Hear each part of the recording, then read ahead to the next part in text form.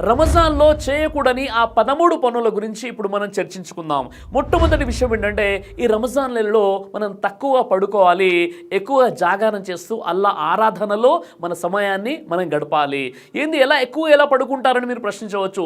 చాలామంది చేసే పొరపాటు ఏంటంటే, వారు సెహరీ చేసుకున్న తర్వాత ఫజర్ నమాజ్ చదువుకొని పడుకున్నారంటే జోహర్ నమాజ్ కంటే ముందు నిద్ర మేలుకుంటారు. ఆ తర్వాత జోహర్ నమాజ్ చదువుకొని కాసేపు తిలావత్ ఖురాన్ చేసి మళ్ళీ పడుకున్నారంటే అస్సర్ కంటే ముందు నిద్ర మేల్కుంటారు. కొంతమంది మహానుభావులు అయితే ఇఫ్తార్ కంటే ముందు వారి ఇంట్లో ఇఫ్తార్ సమయం అవుతుందని నిద్ర మేల్కొల్పడం జరుగుతుంది.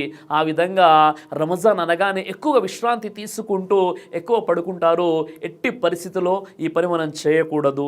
ఎందుకంటే ఉపవాసంలో ఉండి ఎక్కువ పడుకోవడం వల్ల రోజా యొక్క ప్రభావం అనేది మీపై పడదు. ఎందుకంటే నిద్ర అవస్థలో ఉన్నప్పుడు మనిషికి ఆ యొక్క ఆకలి దప్పికల యొక్క విలువ ఏంటో తెలియదు. మరో విషయం ఏంటంటే, అల్లా ఆరాధనలో మన సమయం మనం కేటాయించలేము.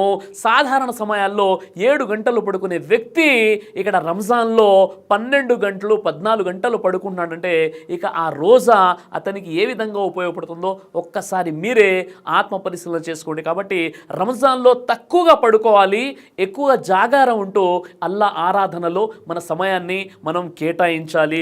మొదటి విషయం. ఇక రెండో విషయం ఏంటంటే, మన ముస్లిం కమ్యూనిటీలో కొంతమందికి రంజాన్ అంటేనే అది షాపింగ్ నెలగా భావించి వారి కుటుంబ సభ్యుల్లో ఒక్కొక్కరికి ఒక్కో రోజు వెళ్ళి వారు షాపింగ్ చేస్తూ ఉంటారు.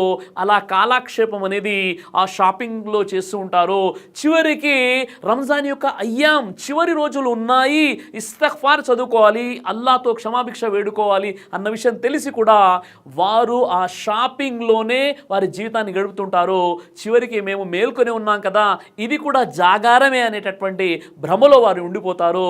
ఇలాంటి దౌర్భాగ్యం నుండి మనం దూరంగా ఉండాలి. ఎందుకంటే ఇది షాపింగ్ నెల కాదు. మనకు స్తోమత ఉన్నట్లయితే రంజాన్ కంటే ముందే మనం షాపింగ్ చేసుకోవాలి. కానీ మనం ఉపవాసంలో ఉంటూ షాపింగ్ చేసుకుంటూ మన సమయాన్ని ఎక్కువగా మనం వృధా చేసుకోకూడదు. ఒకవేళ తప్పనిసరి పరిస్థితులు ఏర్పడితే తక్కువ సమయంలోనే షాపింగ్ చేసుకొని వచ్చే ప్రయత్నం చేయాలి. ఇక మూడో విషయం ఏంటంటే, మనం రంజాన్లో మన వ్యాపారాలని తగ్గించి అల్లా ఆరాధనలో మన సమయాన్ని పెంచాలి. కానీ సర్వసామాన్యంగా చాలామంది రంజాన్లోనే తమ వ్యాపారాలను ఎక్స్పాన్షన్ చేసేటటువంటి ప్రయత్నంలో ఉంటారు. రకరకాల బ్రాంచెస్ని ఓపెన్ చేస్తూ ఉంటారు. తద్వారా అల్లా ఆరాధనలో కాకుండా వ్యాపారంలోనే వారి యొక్క సమయం అనేది ముగిసిపోతుంది. కాబట్టి అలా కాకుండా మన వ్యాపారాలను, మన బిజినెస్ని ఈ ఒక్క నెల తగ్గించుకొని ఎక్కువగా అల్లా ఆరాధనలో గడిపే ప్రయత్నం చేయాలి. ఇక నాలుగో విషయం ఏంటంటే, రంజాన్లో కొంతమంది చేసే ఒక పెద్ద పొరపాటు ఏంటి అంటే, వారు తరావీ నమాజ్ చదువుకున్న తర్వాత ఇంటికి రారు. వారి యొక్క స్నేహితులతో కాలక్షేపం చేస్తూ ఆలస్యంగా అంటే సహరీ భోజనానికంటే ముందు వారి ఇంటికి వచ్చేసి సహరీ చేసి పడుకున్నారంటే ఫజర్ నమాజ్ కూడా మిస్ అయిపోతుంది. ఫజర్ నమాజ్ కూడా వారు చదవరు. అలాంటి వ్యక్తులు రంజాన్ యొక్క పూర్తి ప్రతిఫలాన్ని పొందలేరు. కాబట్టి తరావీ నమాజ్ తర్వాత ఇంటికి వచ్చేసి మనం పడుకోవాలి.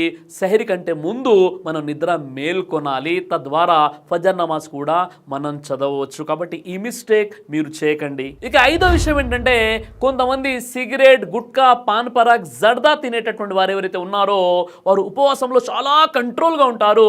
ఇఫ్తార్ అయిన వెంటనే మజీద్ బయటకు వచ్చేసి ఉఫ్ అని ఆ సిగరెట్ తీసుకొని ఊలుతుంటారు. మరి కొంతమంది గుట్కా, పాన్ పరాగ్ని నవ్వులుతుంటారు, ఇంకొంతమంది జర్దాని నవ్వులుతూ ఉంటారు. ఈ విధంగా ఇవన్నీ కూడా మత్తు పదార్థాలు హరాం. కాబట్టి రంజాన్ యొక్క నెలలో అది ఉపవాసంలో ఉన్న స్థితిలో అయినా ఉపవాసం తర్వాత అయినా అవి తినడం అనేది నిషేధం. కాబట్టి వాటికి దూరంగా ఉండాలి సోదరులారా. ఎందుకంటే ఈ నెల ఎక్కువగా పుణ్యాలు సంపాదించుకునే నెల, మన మగ్ఫిరత్ చేసుకునే నెల, ఇస్తగ్ఫార్ చదవాలన్నటువంటి నెల, మనలో ఉన్నటువంటి బలహీనతలను దూరం చేసుకునేటటువంటి నెల. అలా కాకుండా మనం కేవలం ఉపవాస స్థితిలో వాటికి దూరంగా ఉండి ఇఫ్తార్ తర్వాత వెంటనే సిగరెట్ని కాల్చడం అనేది ఇది చాలా పెద్ద తప్పు మరియు పొరపాటు. కాబట్టి ఇలాంటి పనులకు మనం దూరంగా ఉండాలి. ఇక ఆరో విషయం ఏంటంటే, కొంతమంది మసీదుల్లో చల్లటి ఏసీలు ఉన్నాయనే ఆలోచనతో మసీదులోకి వచ్చి పడుకుంటారు. మరికొంతమంది మసీదులో కూర్చోవడం పుణ్యం కదా అని భావిస్తారు. చాలా మంచి విషయమే. కానీ అక్కడ నలుగురు ఒక చోట కూర్చొని ప్రాపంచిక విషయాలు మాట్లాడుకుంటారు. మరికొంతమంది చల్లటి ఏసీ అని చెప్పేసి అవసరానికి మించి పడుకునే ప్రయత్నం చేస్తుంటారు. ఇది కూడా చాలా పెద్ద పొరపాటు. కాబట్టి ఎక్కువగా మసీదులో పడుకోవడం, అదేవిధంగా ప్రాపంచిక విషయాల్లో మాట్లాడడం మసీదులో, ఇది మసీద్ మసీద్ యొక్క మర్యాదకు వ్యతిరేకం కాబట్టి ఇలాంటి పనులకు మనం దూరంగా ఉండాలి. ఇక 7వ విషయం ఏంటంటే, ఎవరైతే తరావీ నమాజ్ చదవడానికి మసీదుకు వస్తున్నారో వారు తమ యొక్క చెప్పుల్ని సరైనటువంటి పద్ధతుల్లో అక్కడ వదలాలి. ఎక్కడైతే చెప్పుల కోసమో స్థలాన్ని కేటాయించడం జరుగుతుందో అలా కాకుండా చెప్పుల్ని మొత్తం కూడా పిచ్చి పిచ్చిగా చిందరవందరగా వదిలేసి వెళ్ళిపోతారు. ఎవరైతే నమాజ్ చదువుకున్న తర్వాత బయటికి వస్తారో పాపం ఆ ముసల్లీలకు చెప్పులు వెతుక్కోవడానికే అరగంట సమయం పడుతుంది. అంటే ఇక్కడ మసీద్ యొక్క మర్యాదకు పూర్తిగా వ్యతిరేకమైనటువంటి విషయం. అలాగే మరికొంతమంది వారి యొక్క బైకుల్ని కారుల్ని ఏ విధంగా పార్క్ చేస్తారంటే, వారు ఏదో మసీద్కి వచ్చారంటే అల్లాపై ముస్లింలపై ఇస్లాంపై ఉపకారం చేస్తున్నట్లుగా వారి యొక్క బైక్లను కార్లను ఎక్కడ పడితే అక్కడ పార్క్ చేసి రావడం అనేది సమంజసమైనటువంటి విషయం కాదు. ఎందుకంటే మీరు ఆరాధన పుణ్యం ఉద్దేశంతో మసీదులో ఉన్నారు. మీరు చేసే పార్కింగ్ వల్ల ఒక బయట ఉన్నటువంటి ఒక పేషెంట్ లేదా అత్యవసర పరిస్థితిలో వెళ్ళేటటువంటి వ్యక్తికి అది ఆటంకం కలిగి గంటన్నర సేపు అతడు మీకోసం వెయిట్ చేస్తున్నాడు.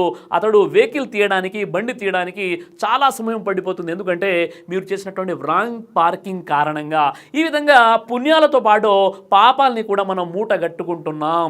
మనం మసీదుకు వస్తున్నామంటే మన చెప్పులు, మన పార్కింగ్, మన వాహనాలు ఒక క్రమ పద్ధతిలో ఉంటేనే మసీదు మనం చేసేటటువంటి నమాజు సరిగ్గా అంగీకరించబడుతుంది. అలా కాకుండా మనం మసీదుకు వస్తున్నామంటే అల్లాపై మనం ఉపకారం చేయట్లేదు, అల్లా మనపై ఉపకారం చేస్తున్నాడు అన్న విషయాన్ని ఎట్టి పరిస్థితుల్లో మనం మర్చిపోకూడదు. ఇక 8వ అత్యంత బాధాకరమైన విషయం ఏంటంటే, ఈ రంజాన్ మాసంలో ఒకవైపు మసీదుల్లో ఖిరాత్ వినిపిస్తుంటుంది, మసీదులో ముసల్లీలు నమాజ్ చదువుకుంటూ ఉంటారు. అదే కాలనీకి అదే మసీద్కి చెందినటువంటి మరికొంతమంది యువకులు ఎవరైతే ఉన్నారో వారు హోటళ్ళ దగ్గర చబుత్రాల దగ్గర కూర్చొని ప్రాపంచిక విషయాలు మాట్లాడుకుంటూ అదేవిధంగా ధర్మానికి వ్యతిరేకమైనటువంటి విషయాలు చర్చించుకుంటూ అక్కడ కనిపిస్తూ ఉంటారు. ఇంకోవైపు మసీదులో నమాజ్ జరుగుతుంది, మసీదు బయటే పెద్ద పెద్ద శబ్దాలతో అరుస్తూ ఉంటారు. గ్రూప్స్గా నిలబడి మనకు కనిపిస్తూ ఉంటారు. పూర్తిగా ప్రాపంచిక విషయాల డిస్కషన్ జరుగుతుంది. మరికొంతమంది అయితే గొడవలు కూడా దిగుతారు. లోపల మసీదులో ఇమాం గారు నమాజ్ చదివిస్తున్నారు, ముసల్లీలు అక్కడ ఉన్నారు, వారికి ఆటంకం కలుగుతుంది అనేటటువంటి కనీస జ్ఞానం కూడా లేకుండా వీరు అక్కడ వ్యవహరిస్తూ ఉంటారు. ఇంకొంతమంది అయితే హోటళ్ళ దగ్గర నిలబడి ఏ విధంగా ఉంటారంటే గంటల తరబడి వారి యొక్క సమయాన్ని అక్కడ వృధా చేస్తూ ఉంటారు. ఇది సరైనటువంటి పద్ధతి కాదు. ఇలాంటి విషయాలకు మన యువత దూరంగా ఉండాలి. ఇక 9వ విషయం ఏంటంటే, రంజాన్ నెల రాగానే నేటికి కూడా కొన్ని మసీదుల్లో తరావీ నమాజ్ అనేది 8 రకాతుల లేక 20 రకాతుల అనే విషయంపై ఒకే మసీదులో 2 వర్గాల వారు గ్రూప్స్గా ఏర్పడి గొడవలకు దిగుతూ ఉంటారు.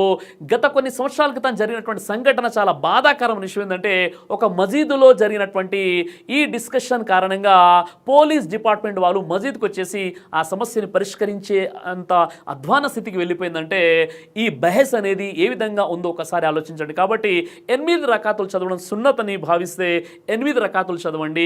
20 రకాతులు చదువుకునే వారిని 20 రకాతులు చదువుకోవడానికి అనుమతి ఇవ్వండి.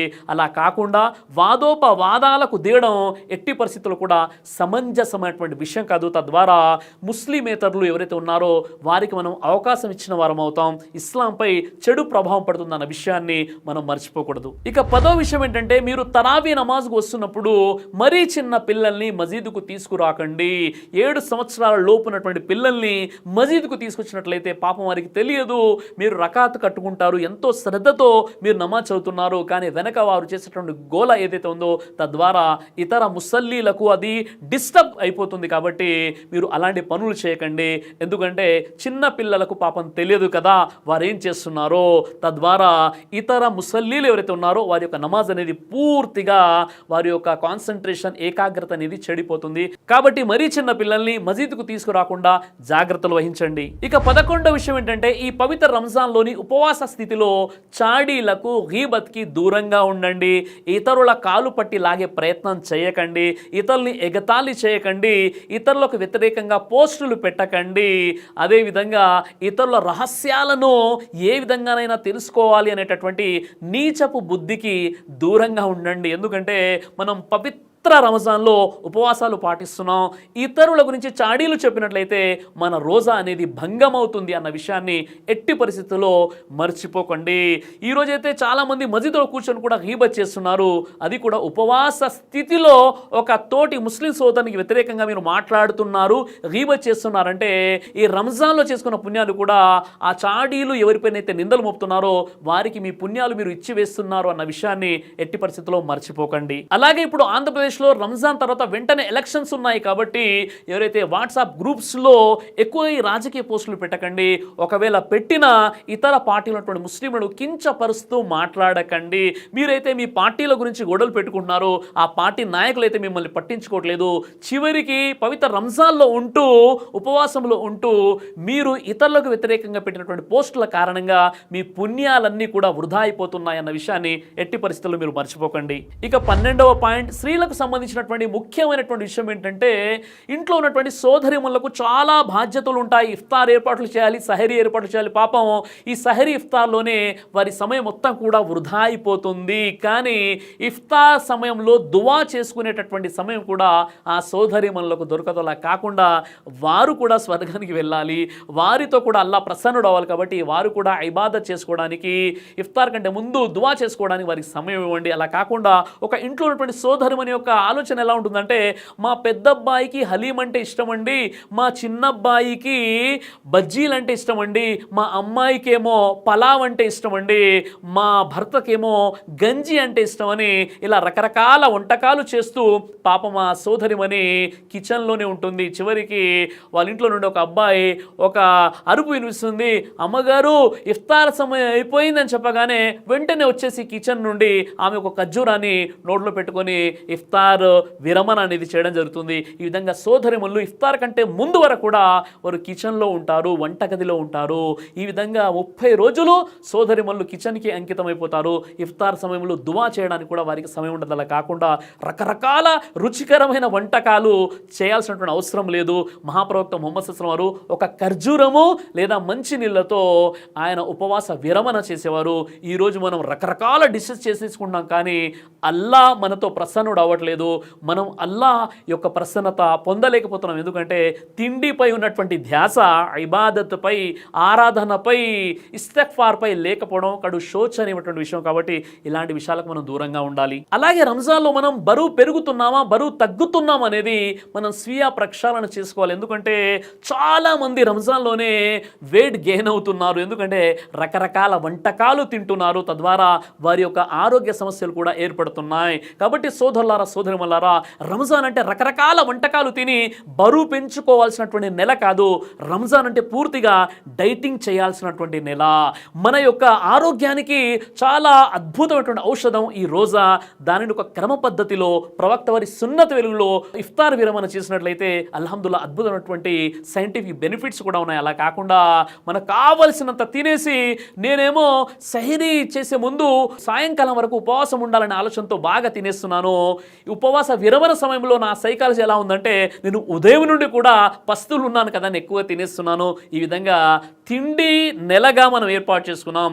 భోజనాల రుచికరమైనటువంటి వంటకాల నెలగా రంజాన్ మనం భావిస్తున్నట్లయితే రంజాన్ యొక్క పూర్తి ప్రతిఫలాన్ని మనం పొందలేము. ఇక చివరిగా 13వ పాయింట్ ఏంటంటే, ఎవరైతే సోషల్ మీడియాకి ఎడిక్ట్ అయిపోయి అస్తమానం ఫోన్ పట్టుకొని వీడియోలు చూస్తూ తమ సమయాన్ని కాలక్షేపం చేస్తున్నారో, ఫోన్కి పూర్తిగా ఎడిక్ట్ అయిపోయినటువంటి వారికి నేను చేసుకునే ఒక మనవి ఏంటంటే, ఈ నెల రంజాన్లో మీరు పూర్తిగా సోషల్ మీడియాకి దూరంగా ఉండండి. ఎందుకంటే అందులో ఎంతగా మీరు లీనమైపోయారంటే మీ సమయం కొన్ని గంటల తరబడి కాలక్షేపంలోనే మీరు గడిపేస్తున్నారు. కాబట్టి అలాంటి ఎడిక్షన్ ఉన్నటువంటి వారు దయచేసి సోషల్ మీడియాకి ఈ నెల అంతా దూరంగా ఉన్నట్లయితే రంజాన్ యొక్క పూర్తి ప్రతిఫలాన్ని మీరు పొందగలరు. లేదంటే ఆ ఫోన్లో మీరు ఎంతగా మీ సమయాన్ని కేటాయించేస్తున్నారంటే చివరికి అల్లా ఆరాధన కోసం కూడా మీ వద్ద సమయం ఉండనటువంటి పరిస్థితి ఏర్పడుతుంది. అదేవిధంగా ఈ రంజాన్ సమాప్తమైపోతుంది. మన మఫ్ఫిరత్ జరగనట్లయితే మనకంటే దౌర్భాగ్యులు ఎవరో ఒక్కసారి మీరు ఆత్మ పరిశీలన చేసుకోండి.